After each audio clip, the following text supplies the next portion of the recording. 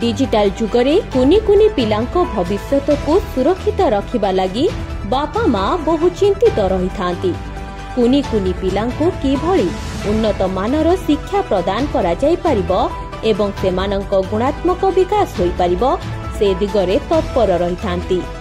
एसबुर समाधान बाट देखाई पारलाखेमुंडी रे थिबा जिल्लार प्रथम अल्फाबेट इंटरनेशनल प्ले स्कूल।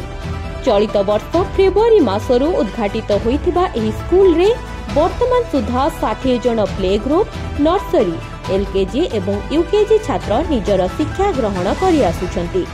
उन्नत शिक्षकंक तत्वावधान रे एडवांस क्लासरूम सहित पिलांकर बौद्धिक विकास पई प्रोजेक्टर सुविधा युक्त डिजिटल क्लासरूम एवं खेलिबा पई विस्तृत स्थान उपलब्ध रहिछि।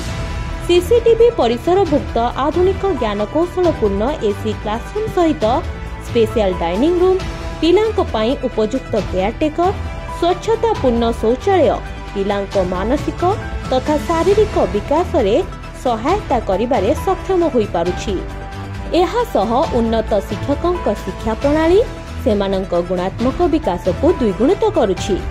गजपति जिल्लार पारलाखेमुंडी स्थित पैलेस स्ट्रीट रे अवस्थित उत्कल ग्रामीण बैंक रो उपर महला रे स्थापित अल्फाबेट इंटरनेशनल प्ले स्कूल केवल पिलांको गुणात्मक तथा बौद्धिक विकास रे सहायक होई पारुछि ताहा नुहे, एहा पिलांको मानसिक तथा शारीरिक विकास दिगरे मध्य कार्य करुछि। अल्फाबेट इंटरनेशनल प्ले स्कूल रो प्रिंसिपल एवं मैनेजमेंट रो कहिबा कथा हेला पिलांको आद्य दृढ़मंत हेले सेमानंक भविष्यत उज्जवलमय हेबो।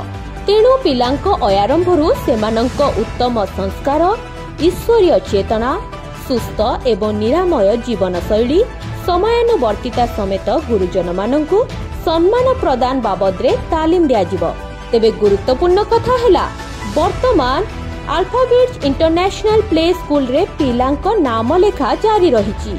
एही सुजोग को हाथ छड़ा न करी तुरंत एडमिशन पई आह्वान करिछि अल्फाबेट इंटरनेशनल प्ले स्कूल।